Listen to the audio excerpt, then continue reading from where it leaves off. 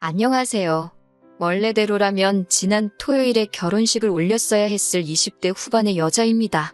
제가 눈치가 없었던 건지 이미 예비시모가 저한테 우리 집 시월드다 하고 대놓고 광고를 하며 저한테 힌트를 주고 있었는데 제가 결혼 준비하면서 너무 들떠 있어서 그랬는지 저만 모르고 있었네요. 지난 추석에 있던 어이없는 일로 결혼식 한 달 앞두고 뒤집어 엎어버린 제 이야기를 해보도록 하겠습니다. 결혼을 약속까지 했던 남자친구와의 인연은 2년 전으로 거슬러 올라갑니다. 남자친구는 회사에서 알게 되었습니다. 일반적인 사내 커플은 아니었어요. 남자친구는 제가 다니던 회사와 협력사 관계에 있는 회사를 다니는 사람이었고 그 회사에서 프로젝트를 위해 파견 나온 직원이었거든요. 회사 다닐 때는 일 때문에 의견이 도무지 좁혀지지가 않아서 투닥거리기도 많이 했어요. 회사에서는 저희를 앙숙지간이라고 할 정도로 안 좋았는데 파견이 끝나고 남자친구가 자기 회사로 돌아간 뒤부터 아직도 출근하면 사무실에 제가 있을 것 같다며 그때가 그립다는 듯이 연락이 오기 시작했고 그때부터 서로 인연을 키워나가게 되어 연인이 되었습니다. 저도 그렇고 남자친구도 결혼할 나이쯤이다 보니 누가 먼저랄 것도 없이 자연스럽게 결혼 이야기가 오고 가게 되었고요. 남자친구는 연애를 시작한 이후로 데이트 후에는 저를 항상 집까지 바래다 줬어요. 똑같이 힘들게 출퇴근하는 처지에 피곤할 텐데 괜찮다고 사양해도 혹시 모를 사태에 대비해 저를 챙겨주는 모습이 참 좋았습니다. 저를 집까지 바래다 주면서 자연스럽게 저희 부모님도 제 남자친구의 존재를 알게 되었고 덕분에 연애 시작한 지 얼마 되지 않아서부터 본인이 원했든 안 했든 저희 부모님께 인사도 드리게 되었고 그 후로도 종종 교류가 있었어요. 가진 것도 이유가 될 수는 있지만 사람 됨됨이보다 중요한 게 또 있겠냐고 하시며 매일같이 정반대 방향인데도 저를 집까지 바래다주는 남자친구의 배려에 저희 부모님께서도 남자친구를 마음에 들어 하셨습니다. 연애기간 1년하고도 몇 개월밖에 되지 않지만 저희 부모님께서 남자친구를 마음에 들어 하셨다는 게 그 무엇보다 결혼을 결심하게 만든 가장 큰 이유 중 하나였어요. 부모님이 반대하는 결혼은 하고 싶지 않았거든요. 남자친구는 지방 출신이고 직장을 서울에 구한 후 혼자 자리 잡아 살고 있기에 제가 남자친구 부모님께 인사드리러 간 적은 따로 없었습니다. 그런데 본격적으로 결혼 이야기 나오기 시작하고 나서야 시간을 내서 처음 인사를 드리러 갔어요. 저희 친가나 외가 통틀어서 남자는 하늘 이러는 친척도 한 명도 없었고 명절 때도 정말 가족들 모여서 하는 행사라는 생각이 들 정도로 서로 돕고 화기애애한 분위기였어요. 그런 걸 보고 자라서 그랬는지 남자친구 어머니를 봤을 때 아들 사랑이 각별하신 분이구나 싶었지 눈치를 채지 못했습니다. 회사 자체만 두고 보면 제가 다니는 회사 규모가 훨씬 더 크거든요. 그러니 남자친구도 파견직으로 저희 회사에서 잠깐 머물렀던 거고요. 엄청나게 금액적으로 차이가 있는 건 아니지만 당연히 규모가 큰 회사를 다니는 제가 연봉도 남자친구에 비해 더 높았습니다. 그런데 예비시모는 남자친구 밥 잘 챙겨주고 해야지 나가서 돈을 잘 벌어오는 것 아니겠냐고 하면서 제가 남자친구 뒷바라지를 해야 한다는 듯이 말씀하시더라고요. 그때는 그게 시모 자리가 그런 사람이란 것도 모르고 그저 남자친구가 떨어져 살다 보니 나에 대한 이야기를 잘 전하지 않은 거라고 생각했어요. 그래서 제가 예비시모한테 제 수입이 남자친구보다 더 많고 회사도 훨씬 안정적인 곳이다 보니 아마 결혼 후에도 맞벌이 생활을 유지할 것 같고 경우에 따라서는 수입이 많은 제가 일을 계속하고 남자친구가 전업을 하는 게 정황상 더 맞지 않겠냐고 말했어요. 저는 이 말에 제가 돈 얼마 더 번다고 비꼬려고 했던 생각은 하나도 없었고 정말 현실적인 말을 전한 거였거든요. 그런데 돌이켜 생각해보니 아마 이때부터 예비시모랑 저랑 어긋나기 시작했던 것 같네요. 예비시모가 조금 흠칫하는 것 같았는데 남자친구가 중간에 껴들면서 분위기를 환기시켰어요. 첫 인사 자리인데 벌써부터 돈 이야기를 하느냐고 그런 건 결혼 준비하면서 하나씩 차근차근 이야기하면 되지 않겠냐고 하면서 인사하러 온 자리니까 심각한 이야기 나누지 말자고 하면서 말이죠. 저는 딱히 심각한 이야기라고 생각하지는 않았습니다. 사실을 전하는 게 잘못된 건 아니라고 생각했으니까요. 아무튼 예비 시모는 부모님은 뭐 하시냐, 노후 준비는 다 되었느냐 같은 일반적인 질문을 해왔습니다. 회사에 입사할 당시에도 면접 질문이 이렇게 쉬지 않고 나온 적이 없었는데 며느리 자리 면접 보는 기분이었습니다. 그러다가 예비 시모도 질문할 게 다 떨어졌는지 한동안은 정막만 맴돌고 있었어요. 식사도 끝났는데 예비 시모는 아무 말도 못하고 안절부절하고만 있길래 더 하실 말씀이 있으신 건가 하고 자리를 바꾸겠냐 물어봤어요. 밥도 다 먹은 식당에서 이러고 있는 것보다 차라도 한잔하면서 여유롭게 대화를 나누는 게 좋다고 생각했거든요. 그런데 예비 시모는 저한테 여기 있어야 한다고 하면서 제 신우될 사람이 이쪽으로 오기로 했는데 차가 막히는 것 같다고 말해주더라고요. 예비 신우 만나는 건 남자친구도 저한테 말해준 적이 없고 예정에도 없던 일이라서 당황스러웠지만 어차피 먼 길 내려왔는데 내려온 김에 한 번에 만나고 가는 것도 방법이겠구나 싶었어요. 예약한 식당에 어머님 옆으로 테이블 세팅이 하나 더 되어 있던 게 저는 예약할 때 미스가 있었구나 했는데 알고 보니 예비 신우가 처음부터 동석할 계획이었나 봐요. 저희가 자리를 바꿔버리면 신우가 헤매게 될 테니 신우가 올 때까지 기다려야 한다는 겁니다. 솔직히 좀 어이는 없었어요. 그래도 결혼하면 한 가족이 될 사람인데 약속 시간 하나 제대로 못 지켜서 늦는다는 게 말이 안 된다고 생각했습니다.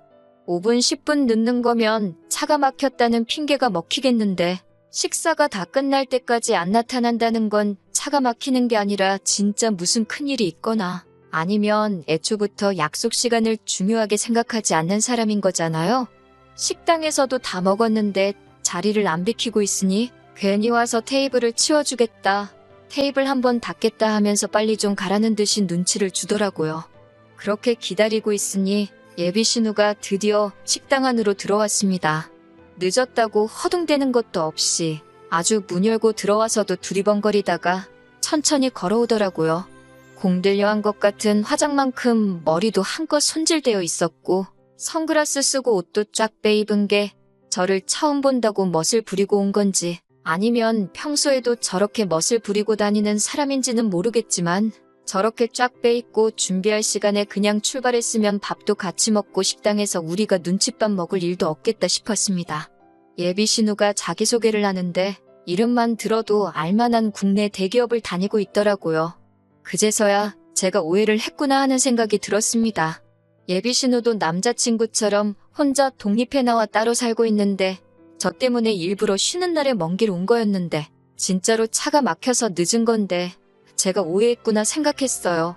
그래서 예비 신우한테 수원에서 여기까지 운전해서 오시느라 힘드셨겠다고 했어요. 그런데 예비 신우가 수원? 웬 갑자기 수원 타령이래? 이러면서 자기는 여기 근처에서 살고 있다고 말을 하더라고요. 그러고는 앞뒤 다 잘라먹고 저한테 월급 관리는 어떻게 하고 있냐고 묻더라고요. 자기한테 재무설계 좀 받아보라고요. 보험하시는 분들이 나쁘다고 하는 말은 아니지만 자리가 결혼을 앞두고 처음 시어머니 될 분에게 인사드리러 온 자리였던 만큼 경우라는 게 있는데 조금 그렇더라고요. 약속에도 없던 예비 신우가 이 자리까지 굳이 참석한 이유가 저한테 궁금한 게 있던 것도 아니고 인사를 하러 온 것도 아니라 단지 저한테 재무설계를 해준답시고 생명보험 가입을 권유하러 나왔다는 게 믿기지가 않았습니다. 대기업 다닌다고 한 자기소개 또한 그 회사를 달리 다니고 있던 게 아니었네요. 제가 아무리 눈치가 없어도 예비 신우 행동은 누가 봐도 무례한 행동이었습니다. 가입할 생각도 없었고 더 이야기 들을 가치도 없다고 생각해서 그 자리에서 딱 예비 신우의 말을 잘랐어요. 저는 재무설계 받을 생각도 없고 당장 보험도 들고 싶은 게 없으니 그만 말하셔도 될 것 같다고, 그쪽 일을 하시는 것 같으니 나중에라도 제가 도움이 필요한 일이 생기면 그때 연락을 드리겠다 하고 딱 잘라버렸죠. 남자친구 차 타고 서울로 돌아가는 길에 남자친구도 누나가 오는 건 자기도 몰랐다고 잡아떼더라고요. 온다는 말에 설마 했는데 진짜로 거기까지 와서 저한테 보험을 팔려고 할 줄은 몰랐다고 슬쩍 신우의 행동을 비난하면서 사과를 하는데 다른 사람도 아니고 자기 누나가 그 자리에 오는 걸 몰랐다고 하는 말이 조금 의아하긴 했습니다. 예비 시모가 그랬던 건 솔직히 아들 가진 부모님들, 특히 어머니가 아들사랑 끔찍하다는 건 알고 있으니까 그러려니 했고, 사실 그땐 예비시모 행동에 악의가 담겨 있을 거라고는 상상도 못했거든요. 며느리 될 사람 처음 만나는 자리부터 잡들이를 하려고 나오는 사람이 세상에 어디 있겠어요? 아무튼 여차저차 그렇게 첫 만남이 끝나고 나서 시간은 흘러갔죠. 그리고 양가 상견례 날짜가 잡히게 되었어요. 장소는 남자친구 본가에서 예비시부모가 수배해 놓는다 했습니다. 거리가 꽤나 되다 보니 사실 양가의 중간 어디쯤에서 만나는 방법도 있었지만 거리가 거리이니만큼 남자친구가 자기 차로 모시겠다고 했고 저희 부모님도 그럼 오랜만에 좋은 공기도 살겸해서 다녀와도 좋겠다고 하시기에 그렇게 하기로 했어요. 그런데 상견례 장소라고 도착을 하고 나니 저는 주차장에서부터 경악을 금치 않을 수가 없었습니다. 도착한 곳이 동네에 있는 곱창구이 집이었거든요. 설마 했어요. 주차장만 공유하고 건물 안에 따로 적당한 장소가 있는 줄만 알았습니다. 남자친구 따라 들어가니 곱창구이 집 안에 이미 시부모님이 자리 잡고 앉아서 저희를 기다리고 계시더군요. 조용하게 방이 따로 있는 것도 아니고 그냥 시끌벅적한 평범한 곱창구이 집이었습니다.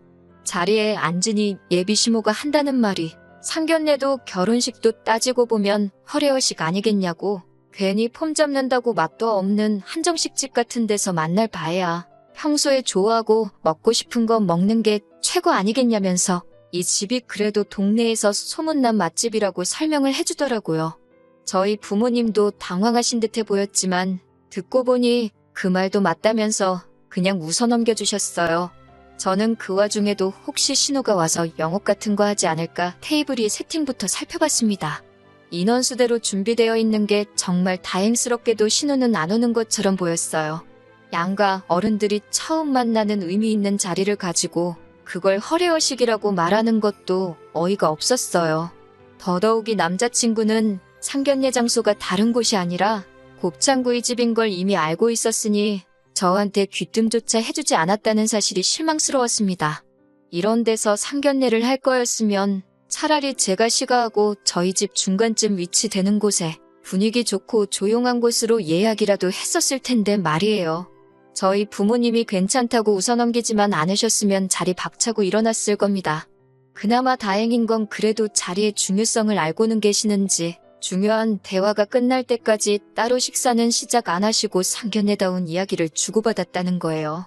결혼식은 애들 직장이 서울이니 서울에서 올리는 게 좋겠다던가부터 시가 쪽에서 오기 편하라고 대절버스를 보내겠다는 이야기, 애들 반반 결혼하기로 했으니 예단 예물은 생략하고 대신에 서울에서 결혼식 올리는 만큼 저희 쪽에서 결혼식 비용을 하겠다. 이런 이야기가 오고 갔고 예비시모도 어떻게 결혼식 비용을 한쪽에서만 대느냐 하면서 꾸민비로 어느 정도는 저한테 돌려주겠다 하는 정상적인 이야기가 오고 갔습니다.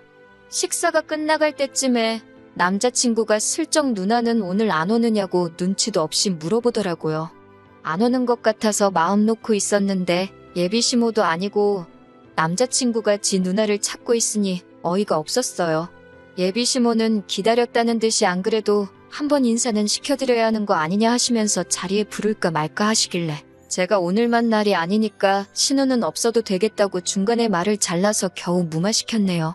저희 부모님도 제 행동에 뭔가 눈치를 채신 듯 식사까지 다 끝났는데 오라가라 하는 것도 아닌 것 같다며 저한테 동조를 해줘서 남자친구 누나가 오는 것까지는 어떻게 잘 무마가 되었습니다. 자리는 나중에 마련해보자고 했고 상견례는 그렇게 잘 흘러갔네요.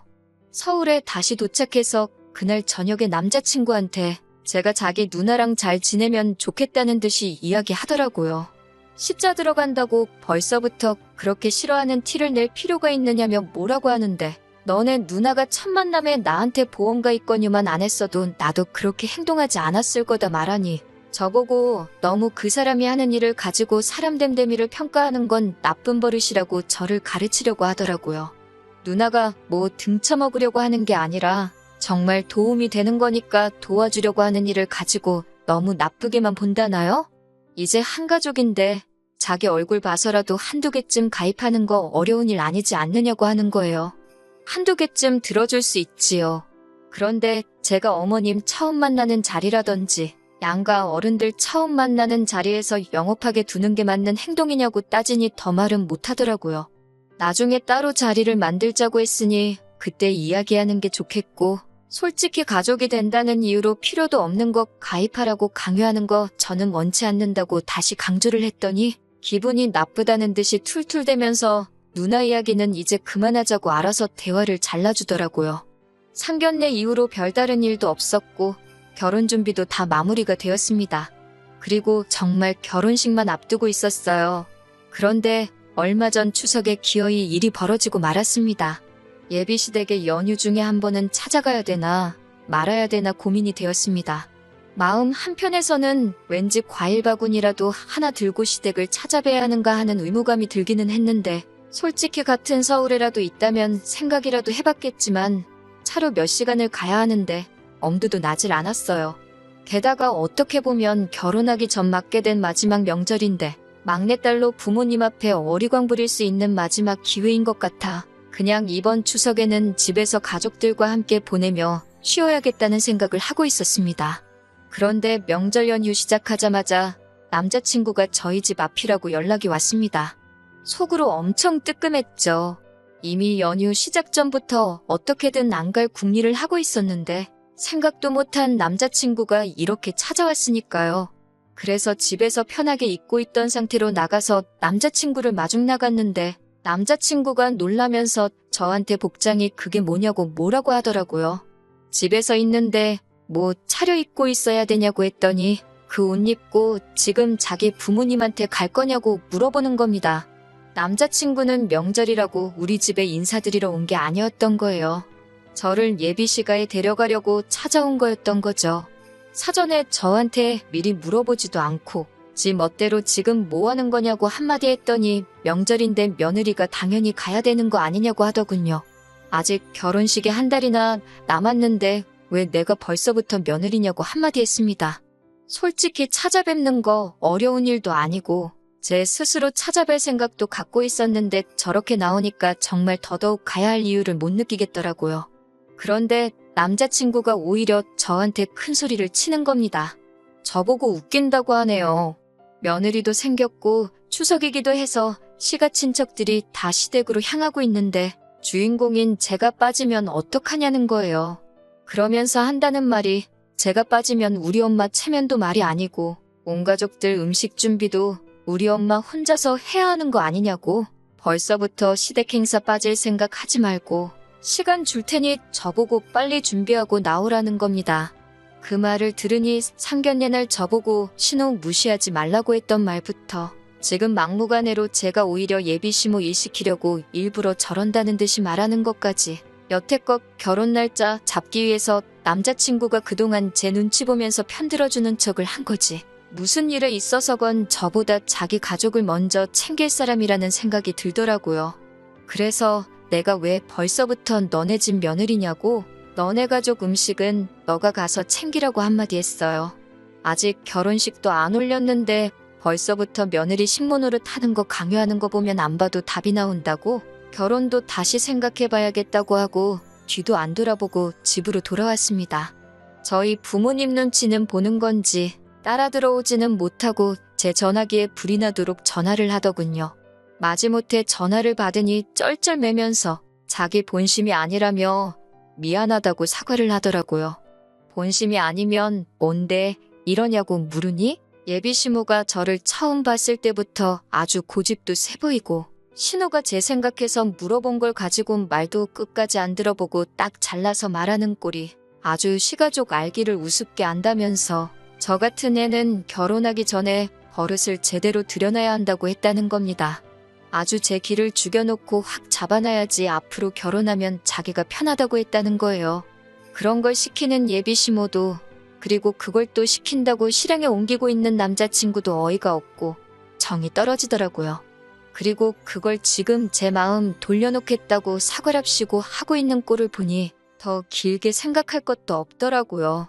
내가 뭐 짐승도 아니고 길을 들여서까지 가족의 일원으로 삼으려고 하냐고, 결혼 전부터 이러는데 결혼하면 어떻게 될지 눈에 선하다고 그냥 결혼은 없던 일로 하자고 했습니다.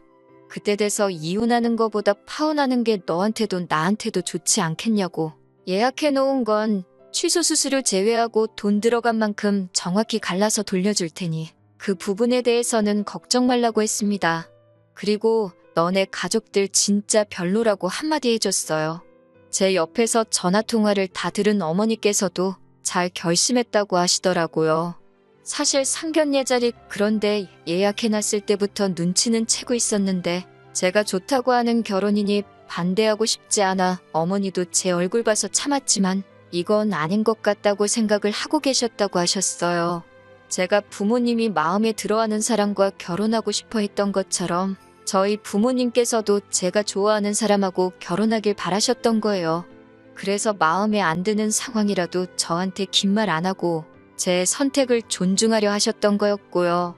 100번 양보해서라도 사건의 전말이 다 드러난 상황에 예비시모가 진심 어린 사과 한마디만 했어도 제가 마음을 돌릴 법도 했는데 나중에 연락 와서 한다는 말이 친척들 다 모여있는데 자기 체면이 어떻게 되느냐면서 저한테 성질을 냈을 때 정말 결혼식 한 달 남겨놓고 좋은 결정 내렸다는 확신이 서더라고요. 적어도 남자친구는 아직도 저한테 정말 잘하겠다고 미안하다고 잊을만 하면 한 번씩 연락이 옵니다. 자기 생각에도 자기가 저 같은 사람 2번 다시 못 만날 거라는 확신이 있는가 봐요. 하지만 이제 열차는 떠났습니다. 부모님의 마음도 확실히 알았으니 이제는 저를 위해 저만을 아껴줄 그런 사람을 만나려고요.